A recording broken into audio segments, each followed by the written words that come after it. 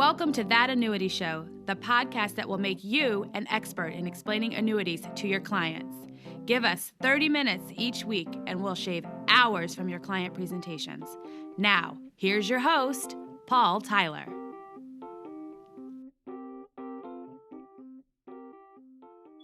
Hi, this is Paul Tyler, and welcome to another episode of That Annuity Show. Mark Fitzgerald, welcome. Thank you, Paul. Great to be here. Great to have you. Ramsey, it's still hot here. I can't imagine what it is in Atlanta right now. It's been raining a bit, but overall it's pretty nice down here. Yeah. Well, today we're going to continue, a thread of conversation we've carried on for a number of different episodes, which is, what are the tools of the future? How should advisors, and agents build a platform that not only helps them attract clients, help them set up plans, but then actually manage plans into the future. And we're fortunate to have Mr. Jack Sharry, who is Executive Vice President and Chief Marketing Officer at Lightfield. Jack, welcome. Good to be here. Thanks for having me, Paul. Good. Good to see Mark and Ramsey as well. Yes. Good to see you, Jack. Pleasure. Yeah. So I know Jack, you worked with Mark in prior years, and Ramsey is a passionate advocate for your company software. That's right. That's great. Yeah. So for listeners who don't know who Lightfield is and what your company does, can you just give a little background? Sure. Lightfield is a Boston-based software company.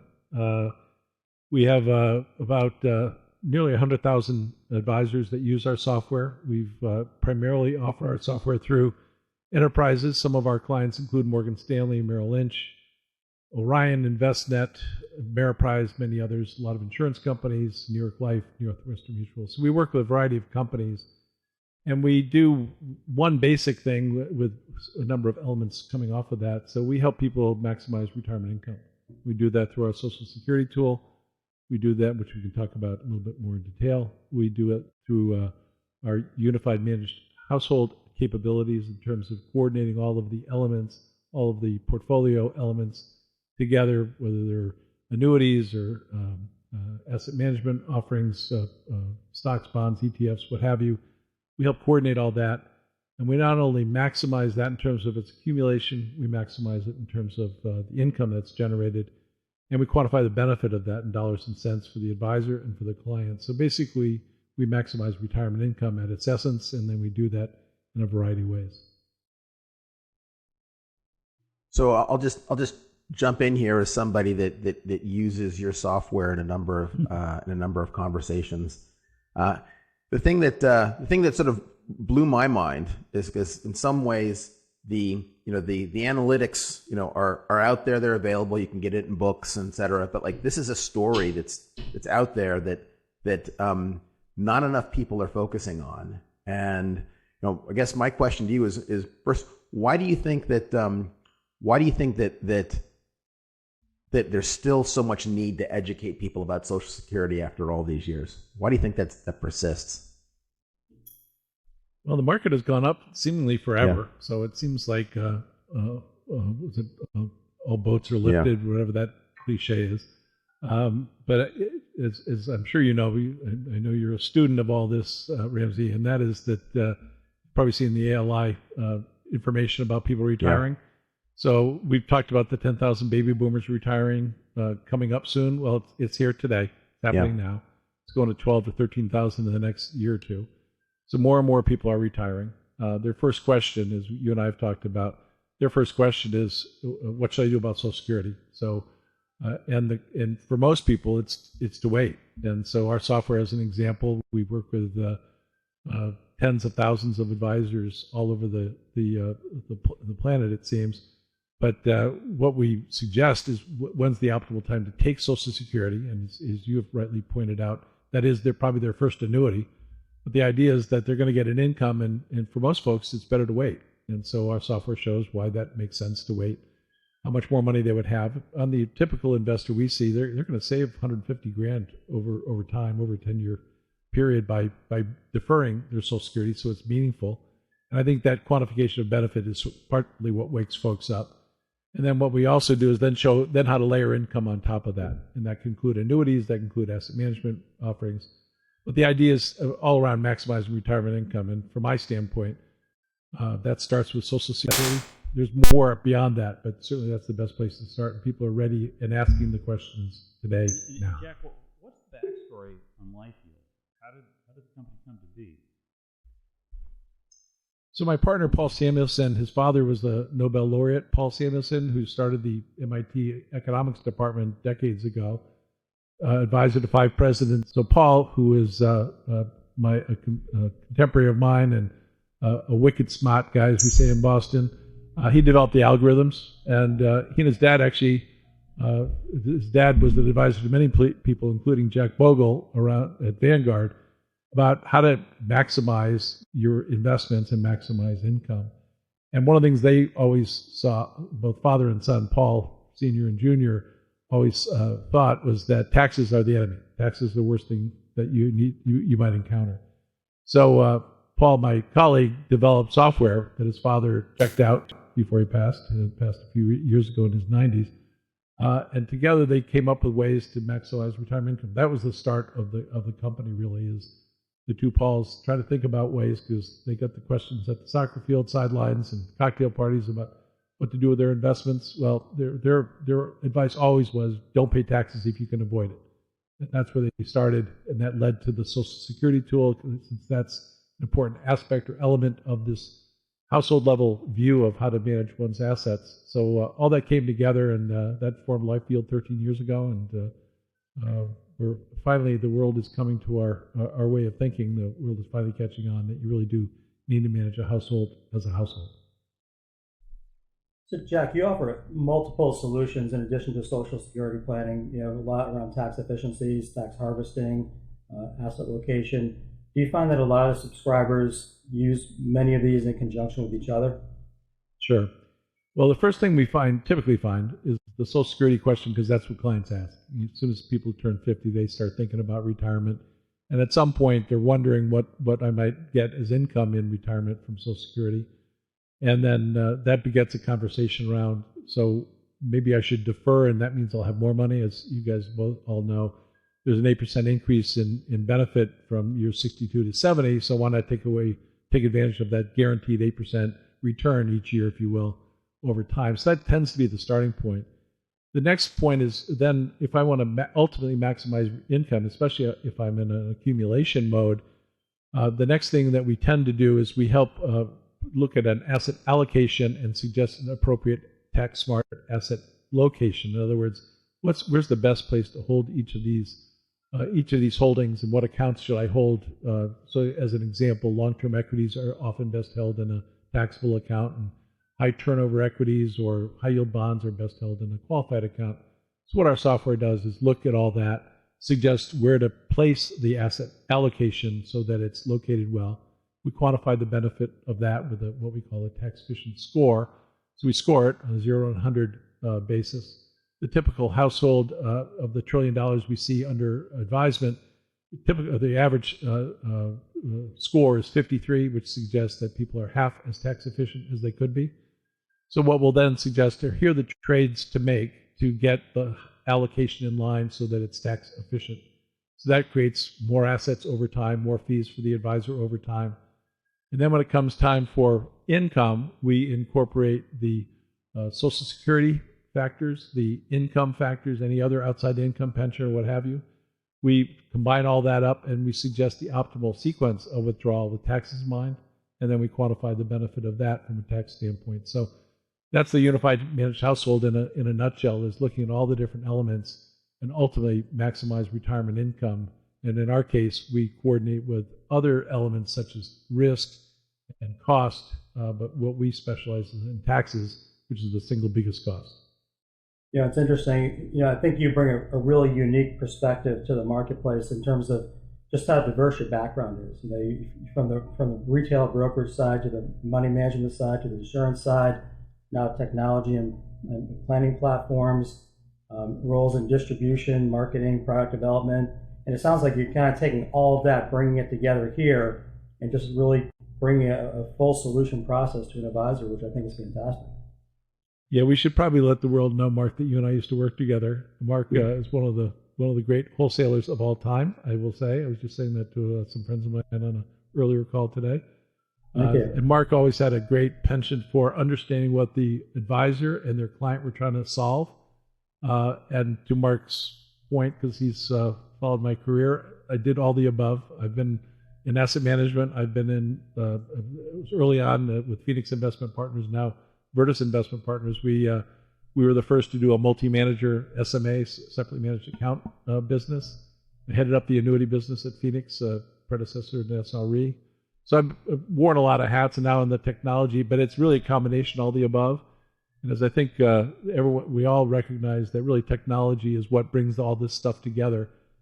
And actually, Mark, when you and I worked together at Phoenix, let's say this was a good 15, 20 years ago, I had this idea in mind and I quickly gave up on it because it was just too complicated. I couldn't figure it out. I'm not a math guy. I'm anything but a math guy. But interestingly, Paul Samuelson and I served on a board together, a not-for-profit board, and he came to show me what he had developed in terms of algorithm, and showed me what he had in mind. This was when Lightfield first started, and he showed it to me, and I said, "Well, that's the holy grail: pulling it all together of looking at asset management, annuity offerings, looking at guarantees, looking at risk, looking at taxes, looking at all the various elements one should consider when putting together a household portfolio." And I said, I thought of that, and I quickly determined it was too complicated for me to figure out. I'm glad you did. Well, long story short, I joined the company, became an investor, joined their advisory board, and now a principal at Lightfield. But really, what it all to your earlier point, Mark, bringing all that together, all the different elements, that's really where we see the industry going. And literally every major firm right now, whether it's called Schwab or Fidelity, Merrill, Morgan Stanley, Orion, Investnet, they're all working on UMH. They're all trying to bring it all together. As you probably know, with Investnet as an example, with FedEx, with their annuity exchange, they're trying to incorporate the annuity into the platform. Long way to go yet, but they're in that motion, in that direction. So it's exciting times, more to come, but it's great to be part of this movement toward a unified managed household. What do you see as some of the biggest changes from the advisor-client interface with the Unified Managed Household program? Well, I liken it to what you and I and everyone else deals with every day, whether we're looking at Netflix or we're looking at Shopify or we're looking at whatever we might be looking at. What's being suggested was what's the next best action. Now, we can decide to do it or not, but the next best action is basically in our world, in the UMH world, that's really what will give me the next best, greatest financial benefit. So that's something actually we're working on with a number of firms currently, is to suggest what's the first best action. That might be setting up a Roth or doing a plan. What's the second best action? That might be rearranging the portfolio. What's the third best action? I'm in an income stream, so I want to add some guarantees in terms of income. That might be an annuity income stream that I might want to add. The next best action might be to optimize my Social Security. Whatever that sequence is, because we all have a different sequence, that's really where the world is headed. Frankly, as an industry, we're behind, but we're making up ground quickly. So a lot of the M&A activity you see out there are Orion buying hidden levers. They bought them for their risk capability. You see what's going on out at Personal Capital and Empower on the defined contribution side.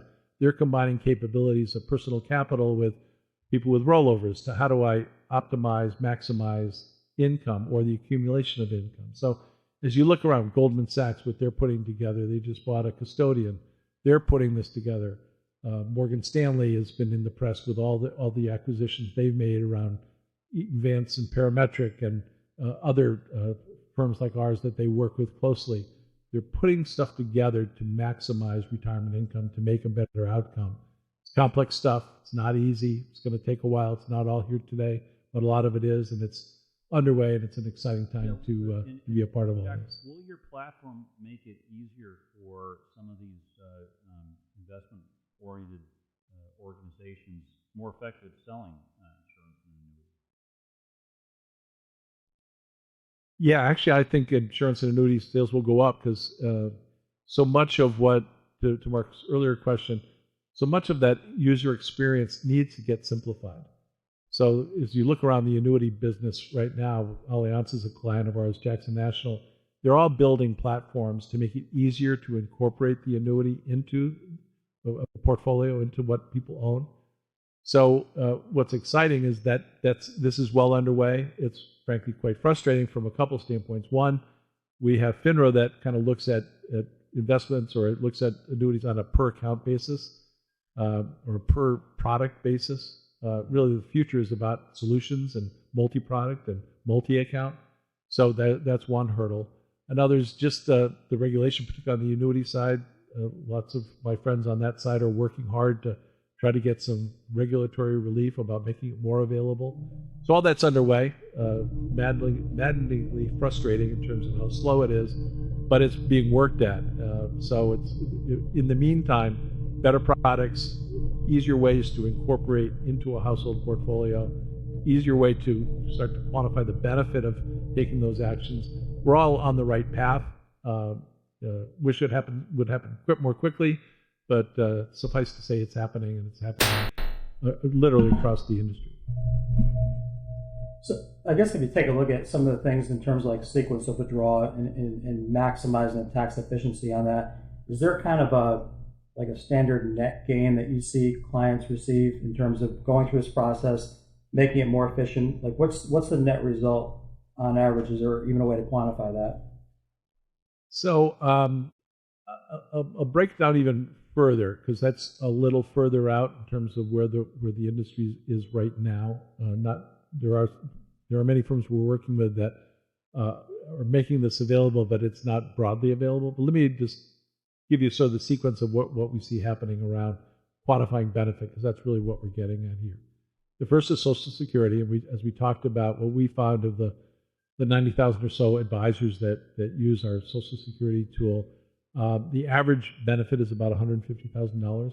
So we track all that for all that. We work with Franklin Templeton, we work with Personal Capital, we work with Northwestern Mutual, New York Life, Jackson, Allianz, a bunch of firms are using that tool. So I always recommend, if you're going to start, and you can start that today. Also, we have it available if an advisor wants to buy it online. It's called Social Security Plus. But you can do that and get started and improve outcome. The next thing that we're working on with many firms is around rollovers. With all these people retiring, their first question is Social Security. Their second question is, what do I do with my rollover? So if you combine a taxable and a tax advantage or tax qualified account, we can actually quantify the benefit of putting those two together and how much more money you're going to have.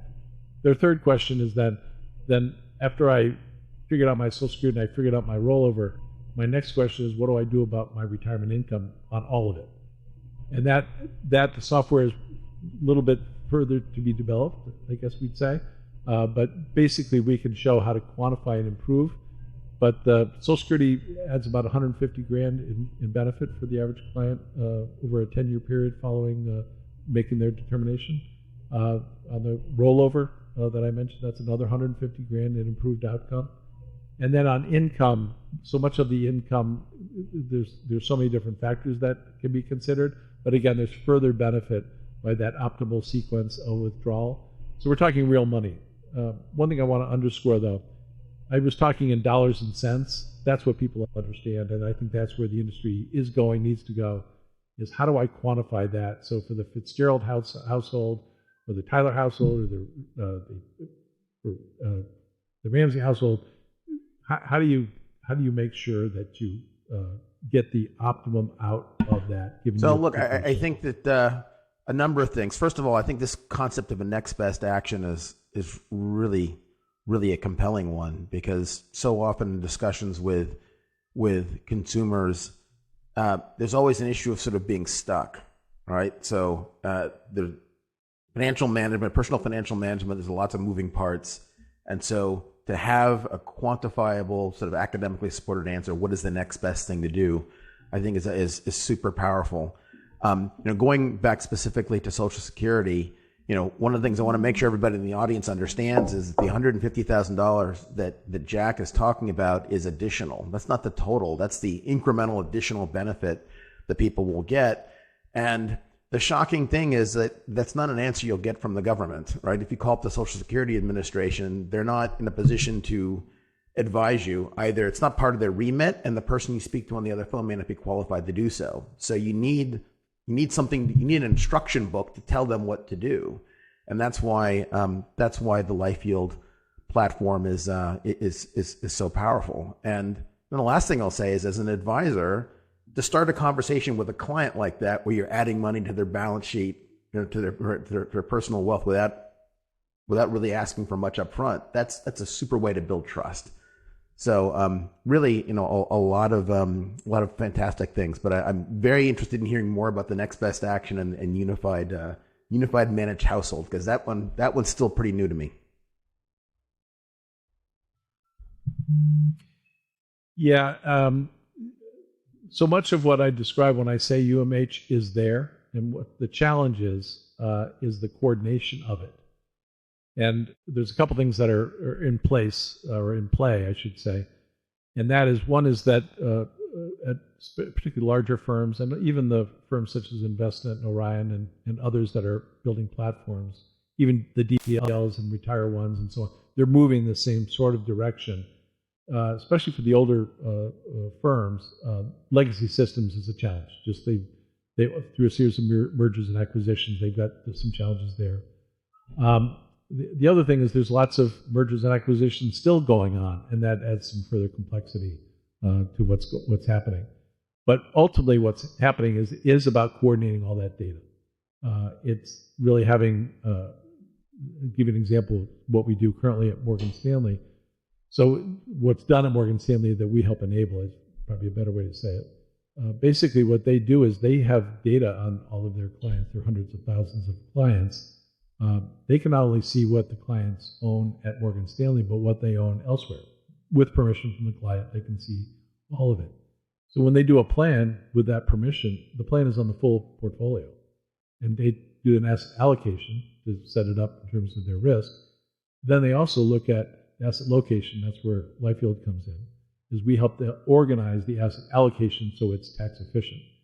When you're tax efficient, there's less going out to pay in taxes, which means balances rise. So that's really the starting point. And that all is currently available at many firms. As you go on over time, there's tax loss and gain harvesting that needs to be done. There's household rebalancing. As you build a portfolio, increasingly, Investnet does a very nice job of this. What's the place of the annuity, or what's the place of a guarantee? What's the place for something we're doing with Jackson National, where they have an IOVA? How do I get some additional tax deferral out of my IOVA beyond my IRA? So we can actually quantify how much should go into an IOVA, as an example, and to incorporate that to increase the capacity of the holdings, of the tax efficiency of the overall holdings. So and we do that, incorporate that into the household holdings and other in regular assets and tradable assets. So what we're doing is we're showing them how to increase the growth of their assets. Then when you head down the other side of the hill, if you will, and you start to talk about withdrawal, that's when we incorporate the Social Security. That's when we incorporate the optimal sequence of withdrawal that I talked with Mark about earlier. That basically what we're doing is we're suggesting then how to make a withdrawal. And by the way, another factor we haven't talked about, when we do this, we can also enhance bequest if that's the preference of the client. So whether it's you want to maximize income or you want to maximize legacy, that too can be incorporated. So when we talk about next best action, everything I just described over the arc of retirement, over the future or over the span of retirement for the client, we're going to suggest from a tax standpoint, and we can also consider risk and cost in the midst of that, but we're going to suggest how to grow the assets more efficiently and effectively and how to draw down. So basically, at the end of the day, $1 million household, to use a number, we actually add about $500,000 of value over the lifetime of a client. So it's significant when this stuff is done well. Not all of it's here today. A lot of it's being worked on, but we're very much headed in the right direction. Well, the various elements I've described are available today. And as a colleague of mine, Steve Zushin, says, you don't wait for the perfect iPhone before you buy your phone. You can use it for all the good that the phone has, and as it has greater capabilities down the road, you're going to pick up on those. And I think that's the same here. But I would say within the next 5 years, you're going to see this as commonplace. Just knowing all the firms we work with who are busily working at what I've described, and will acknowledge it's hard work. It's challenging when you're trying to put systems that weren't designed to work together, trying to make them work together. But the elements are here now. The Social Security pieces are here now. The asset location pieces are here now. So get started. It's all beneficial to the client. And then but the other thing that Alex mentioned earlier is that when you talk to a client about this, what ends up happening is you're really winning them over and setting the asset consolidation in place. That's really the end game. That's why so many firms are investing millions of dollars in this. That's why advisors are investing millions, well, maybe not millions, hundreds of thousands of dollars in this. Basically, it's to capture the household, capture the assets, and get paid on it. So it'll take a little while, but it's underway, and good stuff is available. I remember back 20 years ago when we first met, and at that time when the industry was primarily focusing in on product, it was on product and product sales, and I remember you had a shift back then to education and solutions, which was really innovative at the time because nobody else was really doing it. So I think seeing this evolution in terms of where that began to where it is now and the process that you're doing just speaks volumes in terms of the foresight that you had in the industry. Well, thank you. I think a lot of it has to do with the fact that over time, I've not always had the best product on the market, the hot dot product, whatever the hot annuity or the hot whatever. Seems like I never had that. So I had to figure another way. And I found as a wholesaler, I grew up in this business as a wholesaler, that if I could add value, if I could help the advisor grow their business, and if my product made sense in that context, we all won. And so, as you know, Mark, and you did the same, did a lot of seminars, a lot of education, really showing, and they were financial planning oriented seminars about really how to maximize retirement income. The topic, the end game, has not changed. And what's come along since is that technology has come along, and data, the flow of data has come along, and the fact that all that data spoke different languages starting to get sort of organized and sorted out. So really, the where the industry has come from and where it's going hasn't changed a whole lot. In fact, really what it comes down to is how do you coordinate all that? And technology has really made significant strides. And then, frankly, what I do, I'm the chief marketing officer. My job is to help people understand what the heck we're talking about. So one of the things that, frankly, I think the industry, and I think most advisors would agree, we have a long way to go to make it as simple as possible. Lots of good work being done on that, but we got to make the user experience simpler and simpler and so intuitive, kind of like an easy button. It's an easy choice. You get chocolate or vanilla, and whatever your point of reference is, you're going to pick one or the other that makes sense for you, and then that's that next best action that we've talked about. Is what's the next best thing, and that's all getting teed up, and it's happening as we speak. Jack, curious on your thoughts around how soon all the pieces will be in place before the Secure Act actually creates meaningful adoption of annuities inside 401ks. I mean, are the pieces there already, as you'd say, or do we still need to have some of the pipes and products built and education offered at the employer side for that to really happen?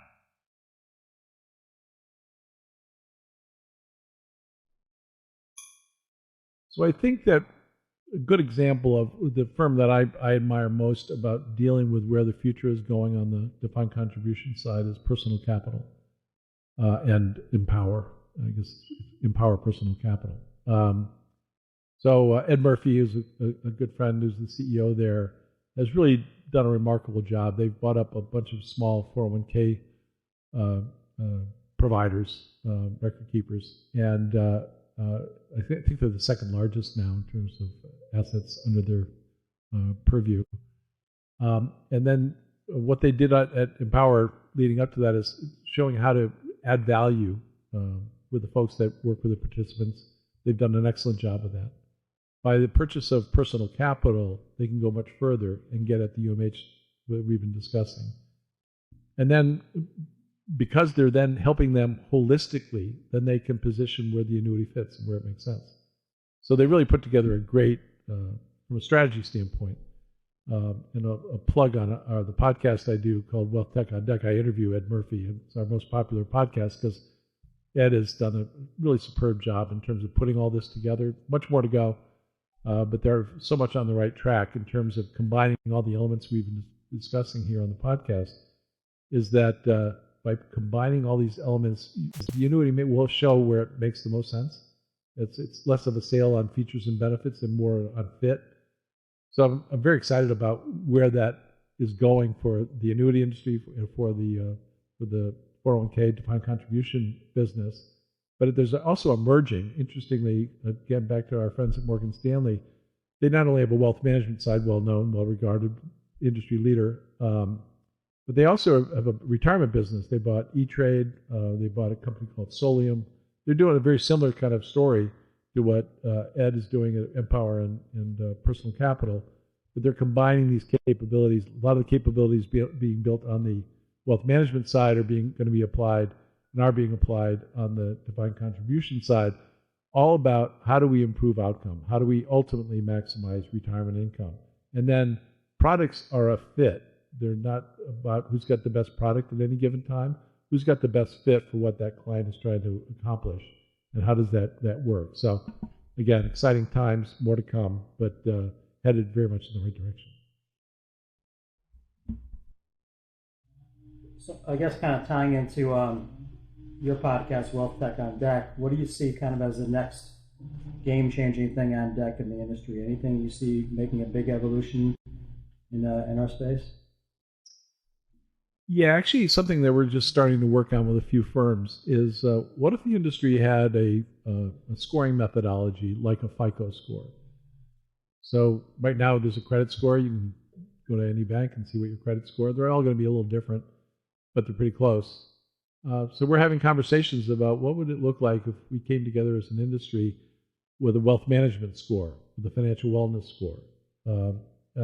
Because if you're to determine next best action, you got to start with quantifying the benefit of potential actions. So that's a lot of what the work that's being done today. But down the road, and I don't see this too far down the road, what if we could come together as an industry and determine what's the next best thing to do broadly, generically, if you will, like a FICO score, or at least start with a score, and then from there have a methodology that would suggest what's that next best thing to do. And I think it would help advisors, it would help clients, I think it would help pull together. Frankly, if this is done, it would help with regulators, because regulators still have sort of a single account view, a single product view. So that's I think the next big thing. It's going to take a while for it to happen, but something I'm working on, excited about. Sounds like a great concept. It probably will also get people starting to invest earlier too, as they start to see where they are, where they need to be. If they can equate that to a number that they can iconically recognize. Yeah, if I could parry off of that, Mark, in terms of the whole idea of tax deferral. We've talked about tax deferral since we first heard the term. But really what it comes down to, what asset location is essentially setting yourself up to maximize your tax deferral of your portfolio. So the earlier you start on asset location, tax smart asset location, the more money you're going to have when you retire. And we don't talk about that enough in our business. It's not as readily available asset location as it will be. But for advisors that can show their clients how to pay less in taxes when they're younger, they're going to have more money later. I told my kids who are in their 30s, that's what you do. You got to not pay taxes. It's back to what my colleague Paul Samuelson and his dad talked about. Is the enemy of investing and saving is taxes. So you got to do everything you can to avoid that, or to fight it, or to just not pay it legally, of course. Jack, and now technology has enabled that. continue to do so. Mark, Ramsey, any final thoughts or questions? Sure, just a couple of things. So look, I like the idea of a FICO type score. There is one such score that exists so far, which is the RISE score, which is the Alliance for Lifetime Income, and alex.fyi, my company, we're advocates of. It does answer the question of kind of where you are. What it doesn't do yet is give this next best action, which for me is, frankly, the biggest takeaway from this conversation, because like defining the next best action with, in a quantifiable way, that checks a lot of boxes. It checks demand boxes, it checks trust boxes, it checks compliance boxes. Like in one fell swoop, right? You cover a lot of things that are important with respect to the client, the advisor, and to regulators. So that's super powerful. I continue to be intrigued, so we'll be talking more.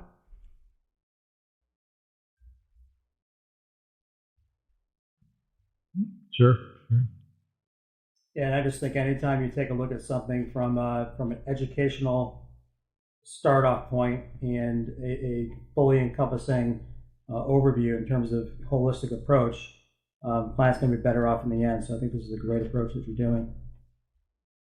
Yeah, I have to say I've always been mission driven over the course of my career, and I figure if the advisor wins and the client wins, I win, and so I've always just try to find ways to make that happen, and that's really what software has enabled, is the ability to pull all this stuff together to improve outcomes, literally for all. So for the firm, for the advisor, for the client, and for the client, it's really important as we're finding, and as Ramsey pointed out, is really got to put a dollar value to it. That's what makes sense. So if I have $150,000 more, that's meaningful. I can get that. Basis points and other fancy talk that we tend to do is a little less understandable, but dollars and cents, that's real, and I think that's very much where the industry is going. Yeah, it's a very exciting time, and it's a win for all. Time and helping us understand more about your philosophy and how the product works. 3 questions for you: how do people find you? How do they find your company? And most importantly, how do they find your podcast to listen to? Sure. Thank you. So it's jack.sharry, SHARRY, at lightfield.com is my email. Love to hear from y'all. I'm also on LinkedIn and also on Twitter, so don't hesitate. It's JackSharry52 on Twitter, and it's Jack Sharry on LinkedIn. So please reach out. I'd love to chat with you. And our podcast is Wealth Tech on Deck. It's on Spotify and all the places that you get Apple and all the places you get podcasts. And as Paul and I were talking about earlier, we're off to a great start. We already have 1,000 subscribers after 3 months, so we're pretty pleased. So it's very much around the strategy of what I've described. It's the strategy of pulling together a unified managed household and talk to industry leaders about what they're doing about it and some of the challenges and opportunities therein. So would love to hear from you all. And also I do write a regular column for Financial Advisor Magazine. I've written a few on annuities, also for Investment News. I also chair the Investment News Future of Advice conference, which will be this November. It's our 3rd. And actually, Mark, you would be interested in this. I actually wrote a book it's called Authentic and Ethical Persuasion. It's on Amazon.com if you want to learn how to be persuasive. Excellent. Check it out. Mark, Ramsey, thanks so much, and thanks to all our listeners. That's what I'm working on give these us days. feedback, and be sure to share the show. And please, again, sign up for an email if you want to stay connected with people like Jack and other guests who are doing some interesting things in the annuity space. Go to our website and sign up for the email. So thanks, and join us again next week for another episode of That Annuity Show. Thanks for listening. If you've enjoyed the show, please rate and recommend us on iTunes, Stitcher, Overcast, or wherever you get your podcasts. You can also get more information at thatannuityshow.com.